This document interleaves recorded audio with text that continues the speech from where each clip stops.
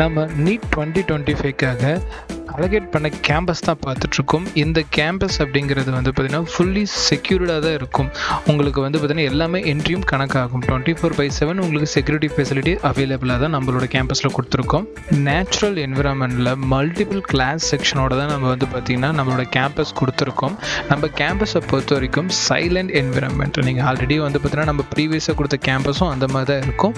So ஃபைனலாக நம்ம Sid educational academy ஓனாக ரன் பண்ணக்கூடிய கேம்பஸ்க்கான டூரை தான் நீங்கள் பார்த்துட்ருக்கீங்க. நம்ம கோர்ஸ் வந்து பார்த்திங்கன்னா 1 இயர் நடக்குது. அந்த 1 இயருக்கும் உங்களுக்கு தேவையான ஃபெசிலிட்டிஸ் எல்லாமே நம்ம பர்ஃபெக்டாக பண்ணி கொடுக்குறது தான் நம்மளோட எய்ம்.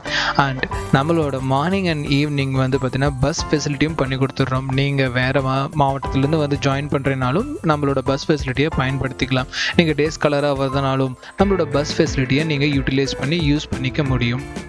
ஜென்ரலாக ஒரு அகாடமி என்னென்ன ஃபெசிலிட்டி பண்ணி கொடுக்குமோ அதை விட பல மடங்கு வந்து பார்த்திங்கன்னா நம்மளோட சித் எஜுகேஷன் அகாடமி இந்த 1 இயர் பேட்ச் ஸ்டூடெண்ட்ஸ்க்காக நிறைய விஷயங்களை முன்கொண்டு வந்திருக்கு.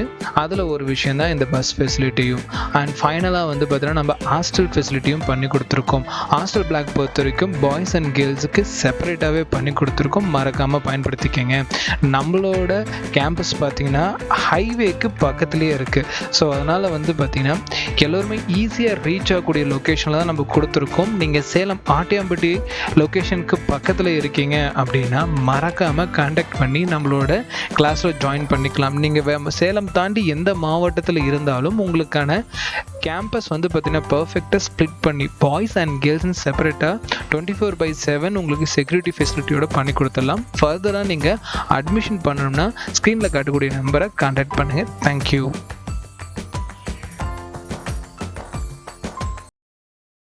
Highest number of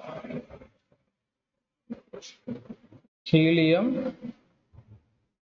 atoms is in option A 4 mole of helium. தமிழ்லயே தேவைப்படாதுன்னு நினைக்கிறேன். option B 4 U of helium. option C 4 gram of helium. option D 2.271098 liter of helium at STP. Try பண்ணுங்க. இதில் நிறைய விஷயம் இருக்கு, பட் பார்க்கலாம். ட்ரை பண்றீங்களான்னு. இதில் நிறைய விஷயம் இருக்கு. லெட்டஸ் புரியலையா?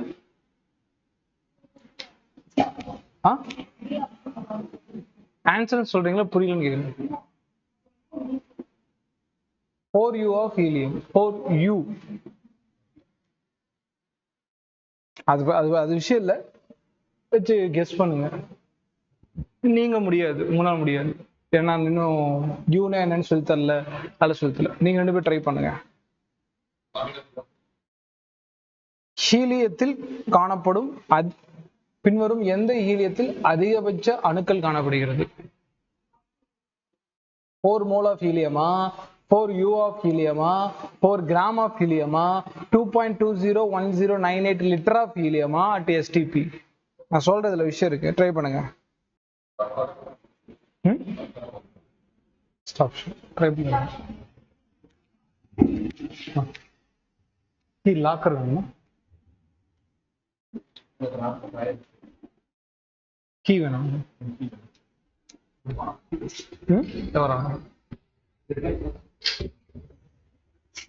இந்த பாக்ஸ் இல்ல.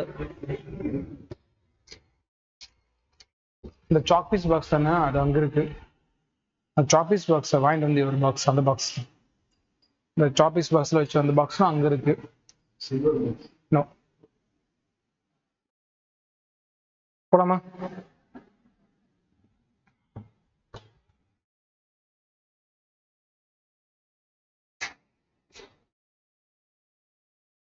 லிசன்மா, இப்ப இந்த கேள்வியில நம்ம நிறைய விஷயம், ஃபர்ஸ்ட் விஷயம் ஏது கொண்டு வந்தோம்னா, நேற்று தானே சும்மா ஓரலா நடத்தணும் தானே.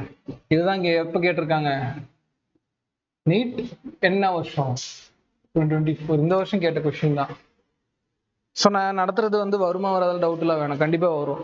ஏன்னா இனிமேல் தான் நான் யூ பத்தி நடத்தணும். நான் நடத்த வேண்டியது யூ பத்தியும், எல்லை பத்தி, ஜியை பத்தி நடத்தணும். பட் அதை பத்தி பிரச்சனையே இல்லை. இப்போ என்னன்னா நமக்கு கான்செப்ட் தெரியும். நேற்று நான் சொல்லி கொடுத்த கான்செப்ட் வச்சு இது ட்ரை பண்ணலாமானா இல்லை, இன்னும் கொஞ்சம் இதெல்லாம் நடத்த வேண்டியது இருக்கு, நான் ஃபியூச்சர் நடத்துவேன். அது அப்புறம் வந்து பாத்தீங்கன்னா இது ஈஸியா இருக்கும். பட் நமக்கு தெரியும் எதுல வந்து ஆட்டம்ஸ் அதிகம் அப்படிங்கிறது தெரிஞ்சது. நம்ம என்ன பண்ணோம், எதுல மோல்ஸ் அதிகமோ அதுல மோலிக்யூல்ஸ் ஆட்டம்ஸ் இதெல்லாம் அதிகம். நேற்று ஃபர்ஸ்ட் கிளாஸ்ல சொல்லி கொடுத்தது தானே.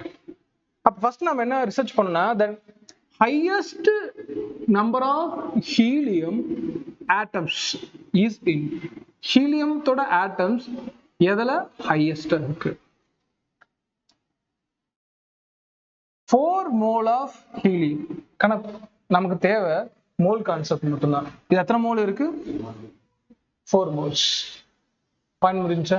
அப்ப இதுல நமக்கு என்ன தேவைப்படாது, ஃபர்தரா எந்த ரிசர்ச் தேவை, இதுல 4 moles இருக்கு. இதுல எத்தனை moles இருக்குன்னு கண்டுபிடிக்கணும். ஆனா இது 4U அட்டாமிக் மாஸ் யூனிட் நடத்துறப்ப சொல்றேன். AMUங்கிறது வேற ஒண்ணும் கிடையாது, கிராம் பர் மோல்னு அர்த்தம். அது ஓகேவா, அது அட்டாமிக் மாஸ் யூனிட் நடத்துறப்ப சொல்லலான்ட்டு இருந்தேன். அதனால அது ஒன்றும் நடத்தல, அது பிரச்சனை இல்லை. இப்ப புரிய வைக்கிறதுக்காக சொல்றேன்.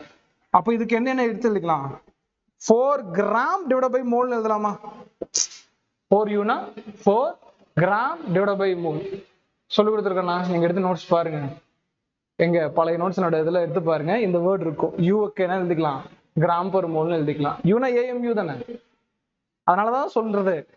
இதுன்னா அதையும் சேர்த்து படிங்க. கொடுத்தா பாத்தீங்களா 4Uன்னு, நிறைய பேருக்கு இது என்னன்னே தெரியாது. அதனாலதான் வந்து சின்ன சின்ன வேர்ட்ஸுக்கும் நம்ம முக்கியத்துவம் கொடுக்கணும். எழுதிடலாம், இருங்க நான் நடத்தி புரிஞ்சதுக்கு அப்புறம் நீங்களே கூட ஓனுன்னு அப்புறம் போய் எழுதுங்க. ஓகேவா, இப்போதைக்கு புரிஞ்சுங்க. அப்ப இதுல என்ன இருக்குன்னு பாருங்கன்னா, இதை நம்ம எப்படி போஸ்ட்மார்ட்டம் பண்ணணும், இதனாலதான் புரிஞ்சு படிக்கணும். 1 மோல்ல 4 கிராம். ஓகேவா, அப்ப இது எத்தனை மோல், 1 மோல். குழம்பிடக்கூடாது, இது எத்தனை மோல் தான் இருக்கு, 1 மோல் தான் இருக்கு. இல்ல சார் அப்படின்னா கொடுத்தது யாரு, ஹீலியம்.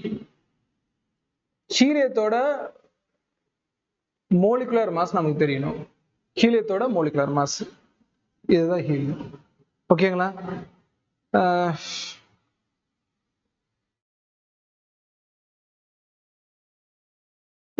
ஹீலியத்துக்கு வந்து பாத்தீங்கன்னா 4 கிராம் பர் மோல் தான் கிவன் மாஸ். ஓகேவா, சரி. மோலிகுலர் மாஸ் ஹைட்ரஜனுக்கு H2O தான் கிரியேட் ஆகும்.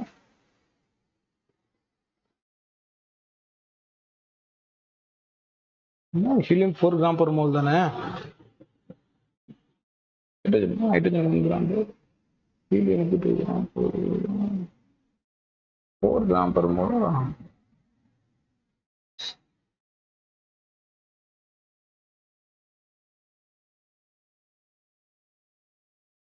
டூ மாலிகுலர் தானே இருக்கு.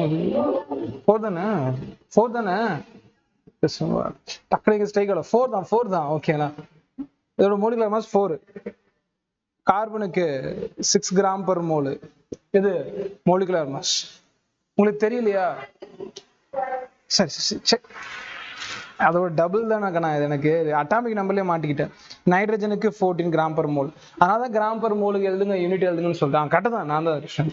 சரி, அப்ப இது என்ன கண்ணா, இங்க இது முடிஞ்சா இதானே சொல்லிட்டு இருந்தேன், இதை சொல்லிட்டு இருந்தேன், இதை சொல்லிட்டு இருந்தேன். ரைட், இல்லைன்னா இன்னொரு டைம் கூட சொல்லிடுறேன். இது எதுவும் பண்ண முடியாது, ஏன்னா இது கொடுத்ததே என்னது 4U தான் கொடுத்துருக்கான். 4Uனா 4 gram divide by mole molecular mass. Given mass இதுல இல்ல. கிவன் மாஸ் இதுல நல்லா புரிஞ்சுக்கன்னா, கிவன் மாஸ் எடுத்துக்கிட்டோம்னா எப்படி எடுத்துக்கலாம், 4 கிராம்னு வேணா எடுத்துக்கலாம். ஓகே, எப்படி எடுத்துக்கலாம், 4 கிராம்.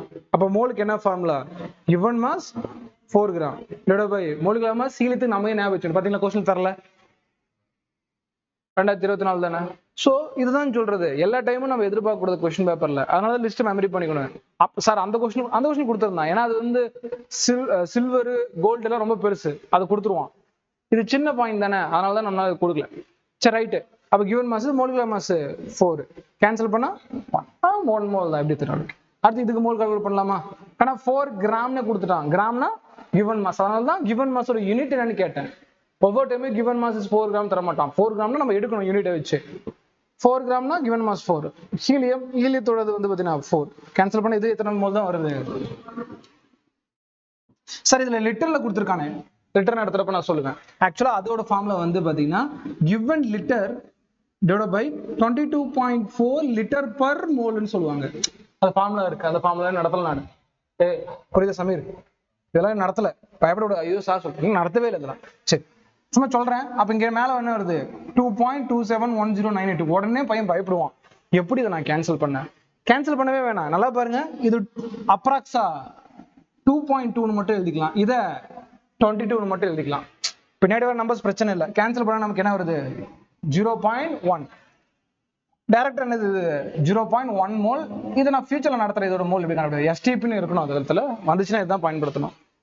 அப்ப எல்லாத்துலயும் மோல் கொடுத்துருன்னா அப்ப என்ன ஆன்சர்? First option. இந்த ஃபார்முலா நடத்தணும், இது ரெண்டும் இதுவும் நடத்தணும். இது நான் சொல்லியாச்சு. ஆப்ஷன் ஏவும் சி இப்ப நீங்க போட முடியும், பிசி எல்லாம் ஃபியூச்சர்ல. ஸோ 2024 கேட்டகரி தான். இந்த மாதிரி தான் கேட்பான். இதுல எதுவுமே அவுட் ஆஃப் என்சிஆர்டியோ இல்ல இது கிடையாது. போடுங்கம்மா, தமிழ்ல எழுதி போடணுமா? தமிழ்ல ஹீலியம் அணுக்களின்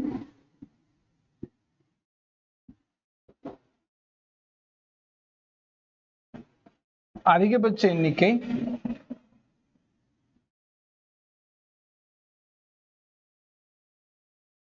எதில் காணப்படுகிறது? ஆனா புரிஞ்சுங்க, அன்னைக்கு நான் ஒரு 1 hour தான் எழுதி போட்டேன். அதுல உன்னால ஆன்சர் பண்ண முடியுதுன்னா அதெல்லாம் நம்ம 1 year படிக்க போறோம், அடிச்சிடலாம். அதுக்குதான்